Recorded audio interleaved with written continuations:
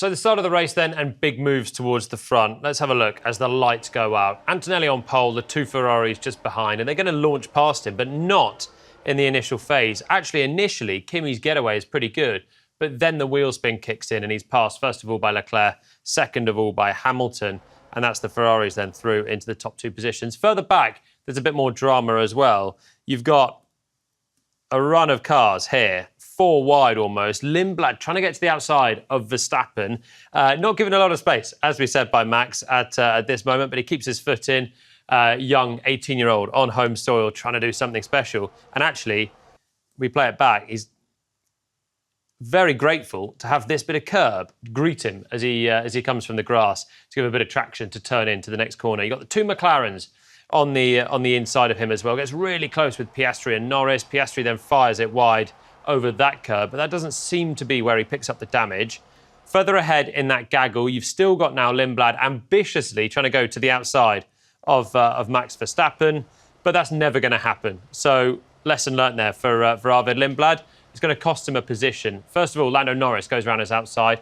Now he's sandwiching the two McLarens with the two Racing Bulls as well. You've got Liam Lawson coming through, and down into Brooklands appears to be the moment where Oscar Piastri gets his front wing damage, although we haven't got any footage of that actually happening. But it seems to be Piastri, maybe with Liam Lawson down at Brooklands, and that's the McLaren out of the race. But big, hard fighting in the midfield. It wasn't over, though, at the front. Let's listen in to Antonelli's wheel spin. You can hear exactly what I'm talking about. Clutch drop is good.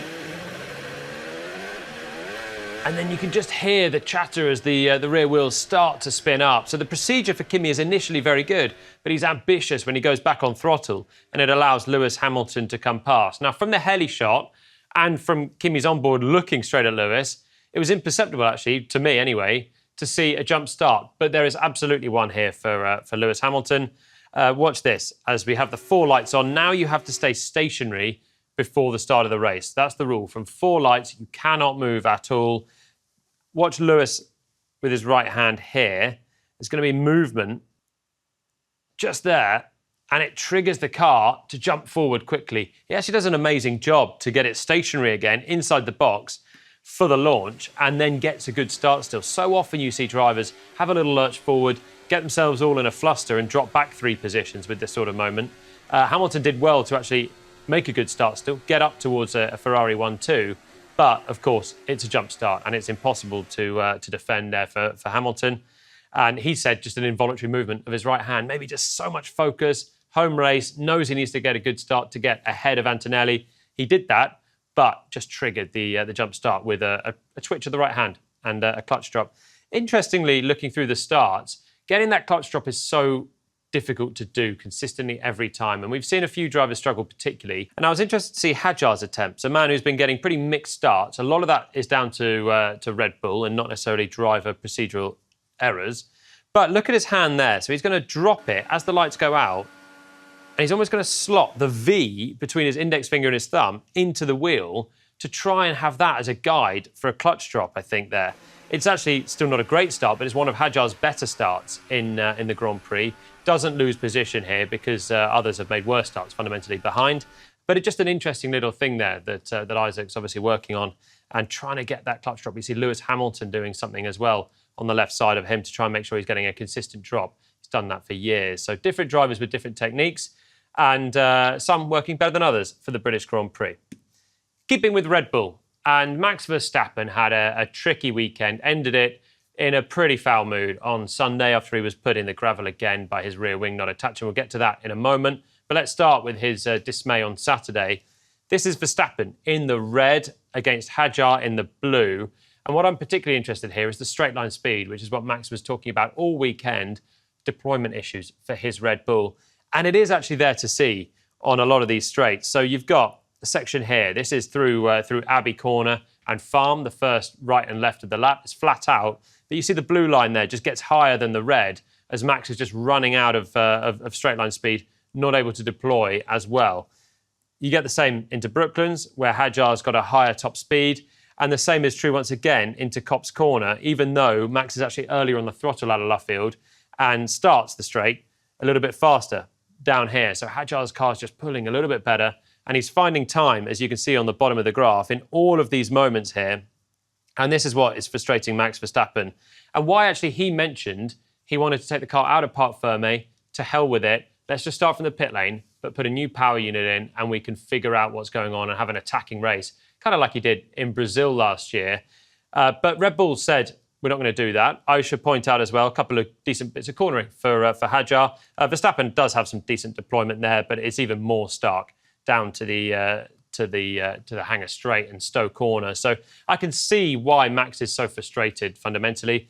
But also we should say it's a good track for Isaac Hadjar, and he was driving pretty well through the weekend. A couple of good bits of cornering, chiefly Stowe Corner, where he attacks pretty well, the apex speed, running off the brakes and getting a really crisp exit. So a shout out for Isaac Hadjar as well for doing a good job. But you can sympathise with Max's frustration. I've been there myself, where you don't have straight line speed and there's nothing you can do as a driver. You feel like you're a sitting duck and you're just bleeding lap time the whole way. And Silverstone is very, very power sensitive as well. So it's a particularly bad race for that to be the case for Max. And the frustration was evident heading into Sunday. Let's jump on board with him, chasing Isaac in the first stint. I actually really liked this move. So you got George Russell ahead of Isaac Hadjar, ahead of Max Verstappen through turns 3 and 4, Village and the Loop at Silverstone. And it's the sort of corner here where you're busy, as everyone else is doing ahead, snaking back to the right-hand side, because this left-hander that you can see the top 3 heading into is really crucial for your exit and where you have the conventional best overtaking place on the circuit down towards Brooklands.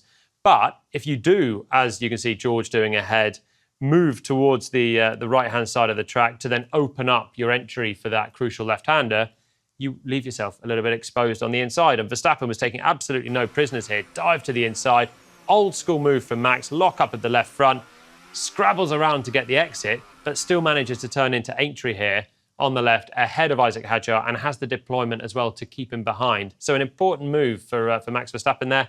And I quite like the old school nature of it. Late on the brakes, catching a driver unaware, not really anything to do with energy deployment at that stage, just a good old-fashioned bit of driving. But staying with Max to the end of the race, and it was an early end of the race for the Dutchman.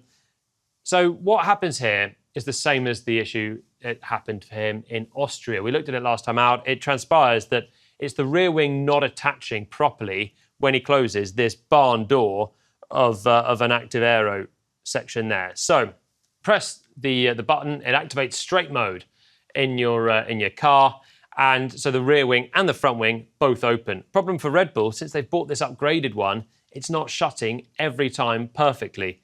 And when it doesn't, especially on a high-speed corner like this, you're going to find yourself turning in, having no rear grip because you're just missing a little bit of downforce, and off you go. If I show you it again, you can see it looks, to all intents and purposes, like the rear wing is shut there.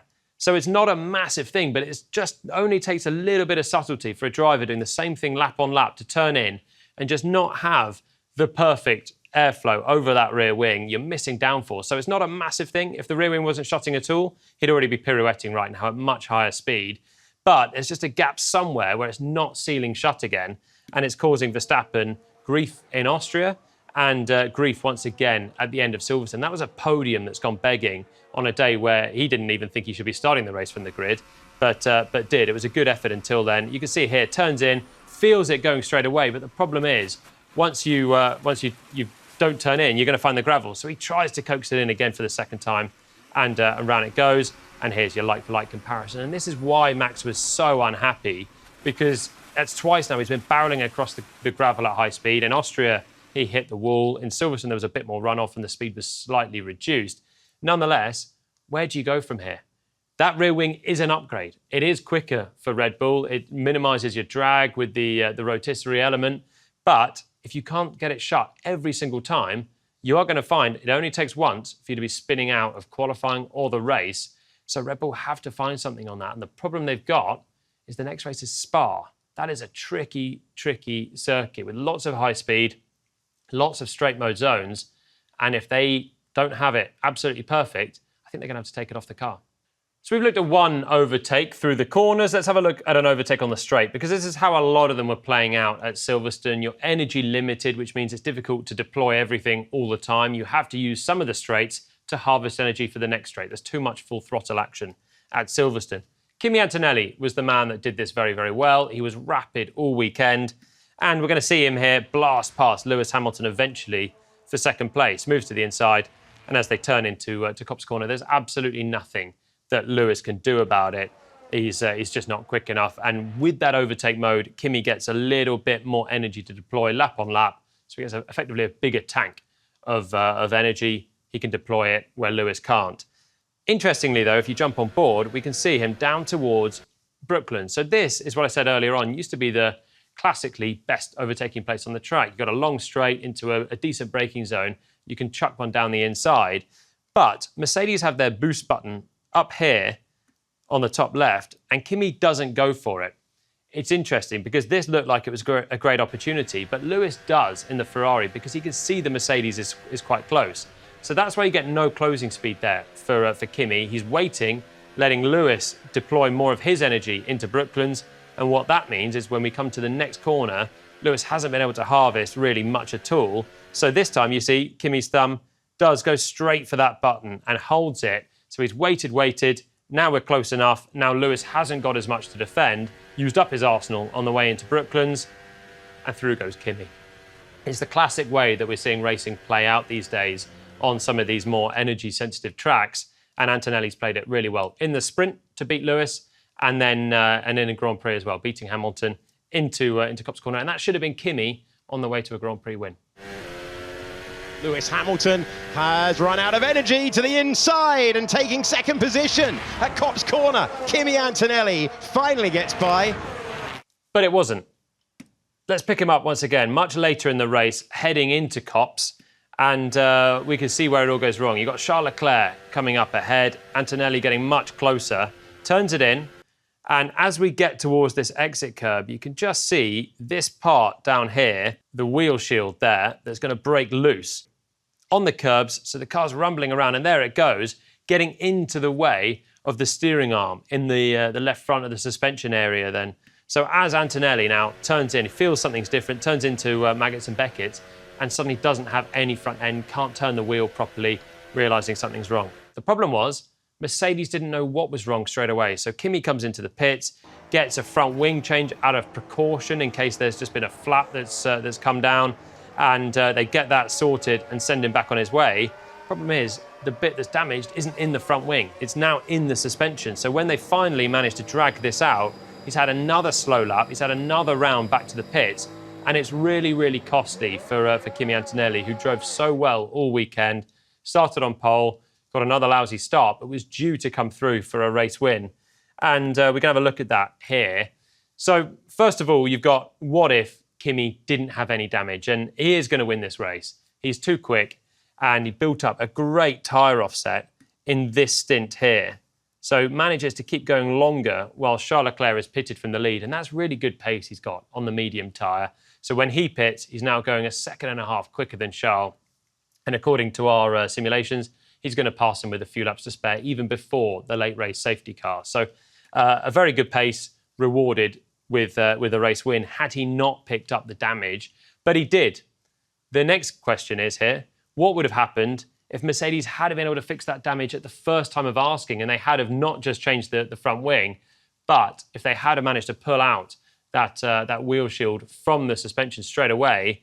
And the answer is still points for Kimi. He would have come out just behind Lando, or right with Lando, with a car that wasn't working as well, but been able to steer well clear of those behind and still get the points. So it was really the second pit stop that absolutely put pay to Antonelli's race. Here's the data as well to show the downforce loss from that wheel shield that was then just ripped off. And you can see the red lap is after he got going again. The blue lap is before, when he's hunting down Leclerc for a race win. So he can now turn the car again, but he's just missing a huge amount of downforce as that airflow is now suboptimal on the well-honed Mercedes, particularly the fast corners. He's absolutely nowhere through Copse, through Maggots, Beckett's, and Stowe. The low speed isn't so bad for Antonelli. He's still quick enough to hang on to the Alpines, but in reality, just losing too much in the high speed. Damage was so costly and really, really unlucky for Antonelli. And the fact that they didn't get it the first time cost him even more. There was one final cost for him, and we got a question on this one, which seemed suspect at the time. Why penalise Kimi when he wasn't exceeding track limits to gain an unfair advantage. Now, I have to confess, I thought the same as I was watching this live. I thought the penalty seemed incredibly harsh. We can jump on board with Antonelli, and this is why I thought it was harsh, because we saw him a few times run into a corner. This is when Norris has passed him after his first pit stop, and he can't turn the car in. He's going really deep, cuts it back with a clear car issue, and there's no one that can tell me that that is gaining an advantage there for Antonelli. He's clearly got an issue. Unlike Charles Leclerc, who cut through the chicanes in Miami, that is costing him time, and there is a car issue in play. The problem is, which we didn't see a few of these other ones materialising, he does then stay out, and he does then clearly gain an advantage by going off the track, even if he is still nursing an issue. You've got Stowe corner, turns it in, runs wide, keeps his foot in, and gains time. Even if that is very slow, he's driving a hobbled car, and to stay on the track, he'd have to just drive that little bit slower. It's the same for Brooklands, and it's the same for Brooklands again. So he is now racking up track limits violations, and whilst the first one seemed a little bit harsh, as we go through it, you see there is consistency here. Now we're getting back to Charles Leclerc territory for Miami, where he just has to stay on the track. It doesn't matter that you're driving a hobbled car at this moment. You can just see time and time again, Antonelli running wide, changing the line, opening it up. That is actually a fair penalty. So I think the stewards were right in the end. No points for Kimi Antonelli.